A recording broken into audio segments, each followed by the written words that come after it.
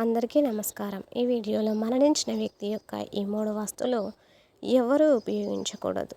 ఇలా గరుడ పురాణంలో శ్రీకృష్ణ భగవానుడు చనిపోయిన వ్యక్తులకు సంబంధించిన కొన్ని విషయాలను గురించి, మనిషి జీవించి ఉండగా వారు ఉపయోగించిన కొన్ని వస్తువులను మనం ఉపయోగించకూడదు అని చెప్పబడింది. మరి ఆ వస్తువులు ఏమిటో ఇప్పుడు మనం ఈ వీడియోలో వివరంగా తెలుసుకుందాం. అంతకన్నా ముందు ఈ వీడియో నచ్చితే లైక్ చేసి షేర్ చేయండి.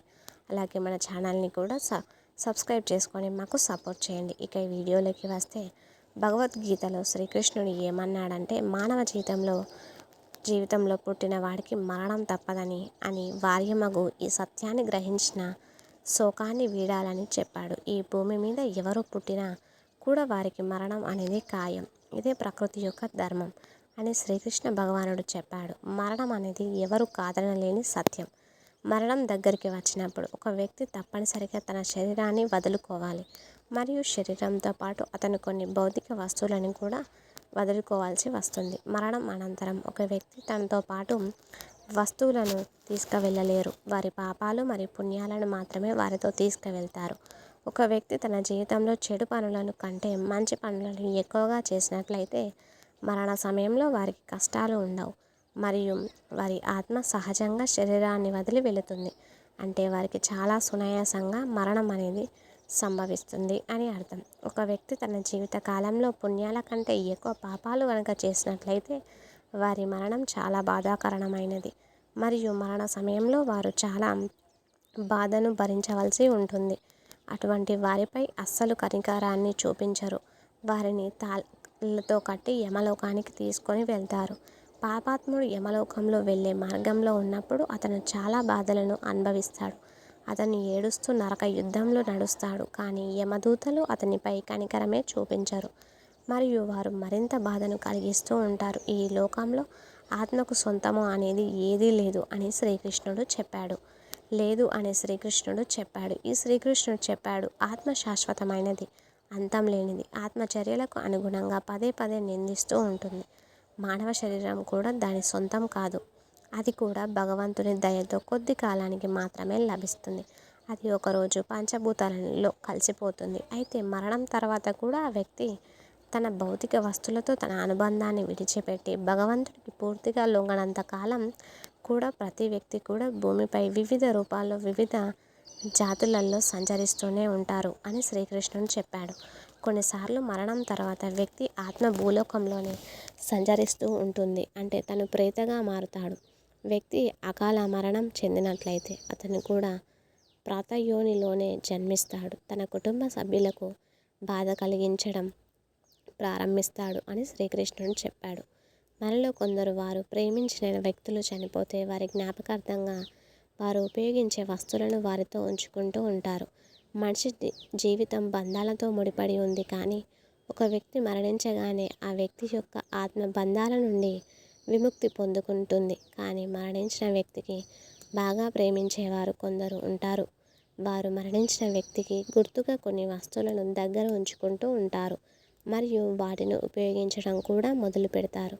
కానీ గరుడ పురాణం ప్రకారం మరణించే వ్యక్తికి సంబంధించిన వస్తువులను ఉపయోగించకూడదు. ఎందుకంటే ఆ వ్యక్తి యొక్క శక్తి ఆ వస్తువుల కలిగి ఉంటాయి. మరణం అనంతరం కూడా వస్తువులతో ఆ వ్యక్తి అనుబంధాన్ని కలిగి ఉంటాడు. ఎవరైనా ఆ వస్తువులను ఉపయోగించినట్లయితే మరణించిన ఆత్మ వారికి వివిధ మార్గాల్లో ఇబ్బందులను కలిగించడం ప్రారంభిస్తుంది. మరణించిన వ్యక్తి యొక్క కొన్ని వస్తువులు మన దగ్గర ఉంచుకోవడం వల్ల లేదా వాటిని ఉపయోగించడం వల్ల వివిధ రకాలైన సమస్యలు ఎదుర్కొంటాము. కాబట్టి మరణించిన వ్యక్తి యొక్క వస్తువులను ఎవరూ కూడా ఉపయోగించకూడదు. వాటిని ఇంట్లో సురక్షితంగానే ఉంచవచ్చు లేదా ఏదైనా నదిలో పారేయవచ్చు. కానీ వాటిని ఎప్పుడు కూడా ఉపయోగించకూడదు. మరణించిన వారి ఆత్మకు శాంతి కలగాలి అంటే మరణించిన వ్యక్తికి ఇష్టమైన వస్తువులను దానం చేయాలి. గరుడ పురాణం ప్రకారం మరణించిన వ్యక్తి యొక్క గుర్తుగా అందరూ వారి ఫోటోలను ఇంట్లో పెట్టుకుంటారు. అయితే వాటిని సరైన దిశలో సరైన రూమ్లో పెట్టకపోతే మీరు మరీ మీ కుటుంబ సభ్యుల సమస్యలను ఎదుర్కొంటారు. ఇంట్లో పెద్దలు చనిపోతే వారి ఫోటోలు ఇంట్లో వేలాడదీస్తాం. దీనికి చాలా కారణాలు ఉండవచ్చు. ఒక కారణం ఏమిటంటే వారి జ్ఞాపకం మన మదిలో ఎప్పుడూ నిలిచి ఉంటుంది.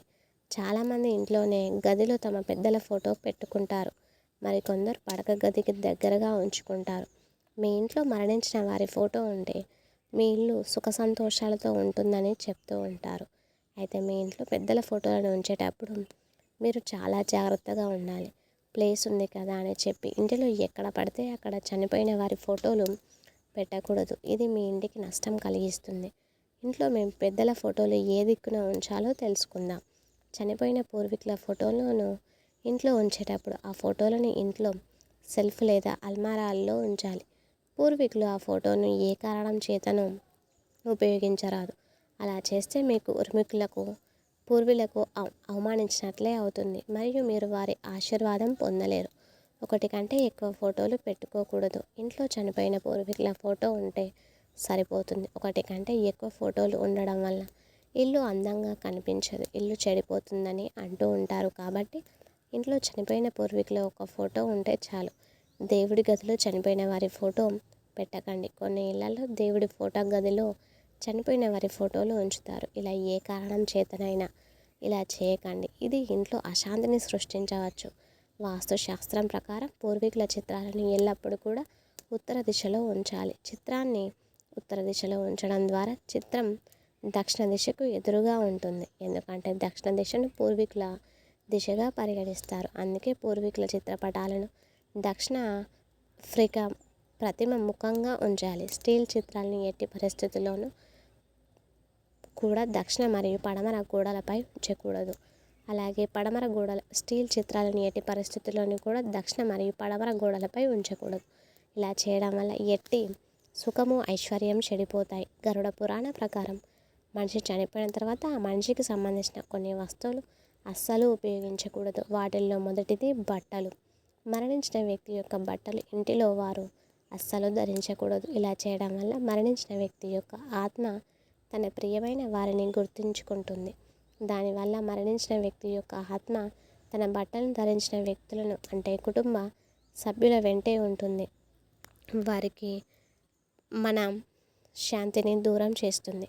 కాబట్టి మరణించిన వ్యక్తి యొక్క బట్టలను కుటుంబ సభ్యులు అస్సలు ఉపయోగించకూడదు. అలాగే మరణించిన వ్యక్తి గడియారం ధరించినట్లు అయితే ఆ గడియారాన్ని కూడా ఇంటి సభ్యులు ఉపయోగించకూడదు. నిజానికి చనిపోయిన వ్యక్తి యొక్క మంచి మరియు చెడు సమయానికి సాక్షిగా ఆ గడియారం, మరణించిన వ్యక్తి యొక్క వాచ్ని ఇంట్లో కుటుంబ సభ్యులు పొరపాటున కూడా ధరించకూడదు. అలాగే కాదని ధరిస్తే మరణించిన వ్యక్తి యొక్క జ్ఞాపకాలు కలలో మిమ్మల్ని వెంటాడుతూ ఉంటాయి. అలాగే చనిపోయిన వారి నగలను కూడా కుటుంబ సభ్యులు ఉపయోగించకూడదు అని గరుడ పురాణం చెబుతుంది. మనిషి జీవించి ఉన్నప్పుడు నగలపై ఎక్కువ ఆసక్తిని పెంచుకుంటారు. వాటిపై గొప్ప అనుబంధాన్ని పెంచుకుంటారు. అలాంటి నగలను మరణించిన తర్వాత వ్యక్తి తనతో తీసుకొని వెళ్ళలేడు. దీని కారణంగా నగలపై ఆత్మకు ఎంతో కొంత ఆశ అనేది ఉంటుంది. అలాంటి నగలను కుటుంబ సభ్యులు ధరిస్తే వారికి సుఖం అనేది ఉండదు. మరణించిన వ్యక్తి యొక్క నగలు డైరెక్ట్గా కాకుండా వాటిని మళ్ళీ కొత్త బంగారంగా చేసి పూజించి వేసుకుంటే సరిపోతుంది. మరణించిన వారి నగలు మన మనవరాళ్ళకు ఇస్తూ ఉంటారు. అలాంటి వారు కూడా వాటిని మార్చించుకొని కొత్తవి చేయించుకొని ధరిస్తే చాలా మంచిది. అలాగే మరణించిన వ్యక్తి యొక్క దువ్వెన పాదరక్షకులు కూడా అస్సలు వాడకూడదు. వీటిలో మనిషి యొక్క చెడు శక్తి దాగి ఉంటుంది. వారి దరిద్రం వస్తువులలో ఉంటుంది. కాబట్టి మరణించిన వ్యక్తి యొక్క దువ్వెనలను అస్సలు ఉపయోగించకండి. అలాగే వారు బ్రతికి ఉండగా ఉపయోగించిన పాదరక్షకులను కూడా ధరించకండి.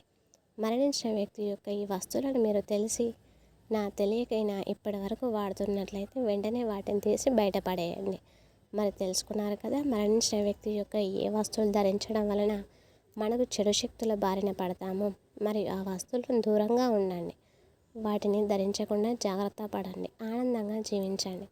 ఎవరైనా ఇంట్లో చనిపోతే వారి వస్తువులను ఏం చేయాలి, వారు వాడే వస్తువులు మంచాలు కానీ బట్టలు కానీ వాటిని ఏం చేయాలో ఈరోజు మనం ఈ వీడియోలో తెలుసుకుందాం. చాలామందికి చనిపోయిన వారి వస్తువులను ఏం చేయాలి అనే సందేహం కలుగుతుంది. వారి వస్తువుల కోసం వారి కుటుంబ సభ్యులు పోట్లాడుకుంటూ ఉంటారు. బంగారం, డబ్బులైతే ఇంకా ఎక్కువగా వాటి కోసం కొట్టుకుంటారు. చనిపోయారు అన్న బాధ కన్నా వీటిని ఇవ్వలేదన్న బాధ ఎక్కువగా ఉంటుంది. తల్లి లేదా తండ్రి కావచ్చు, వారే లేనప్పుడు ఏ వస్తువులు మాకెందుకు అనే ఆలోచన ఈ కాలంలో ఎవ్వరికీ లేదు.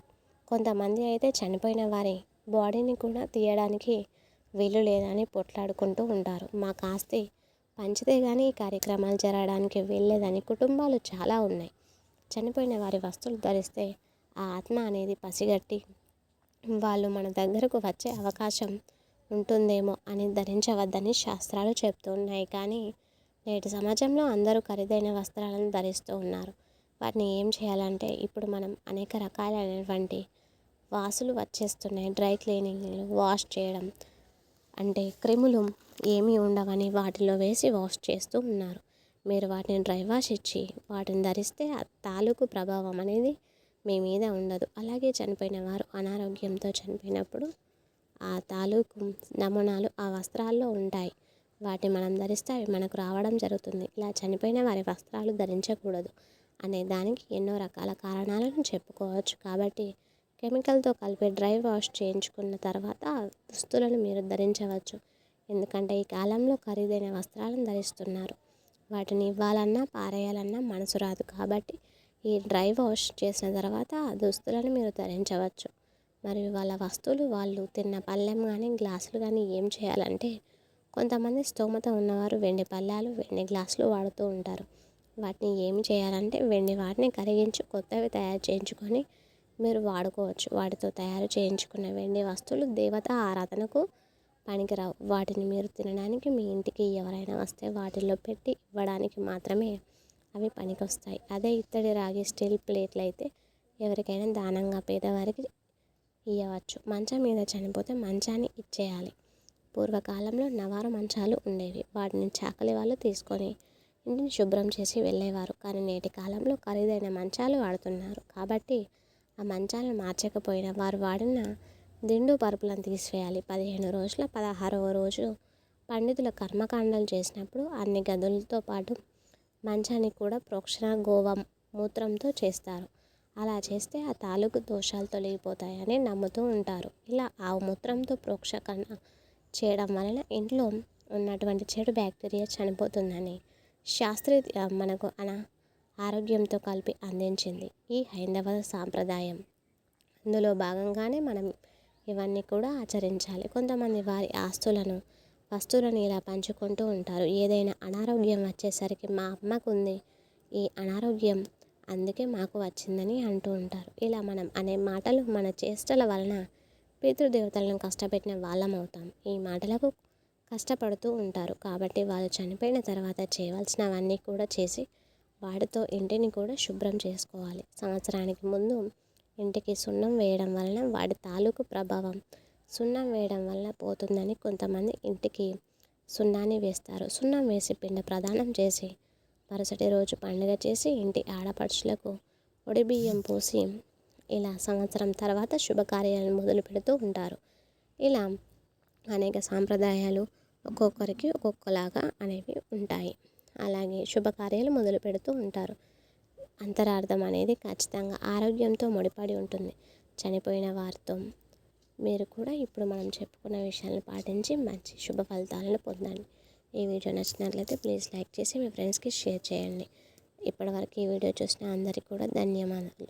ఇప్పటివరకు ఈ వీడియోని చూసి లైక్ చేసి అలాగే మీ ఫ్రెండ్స్కి షేర్ చేయండి.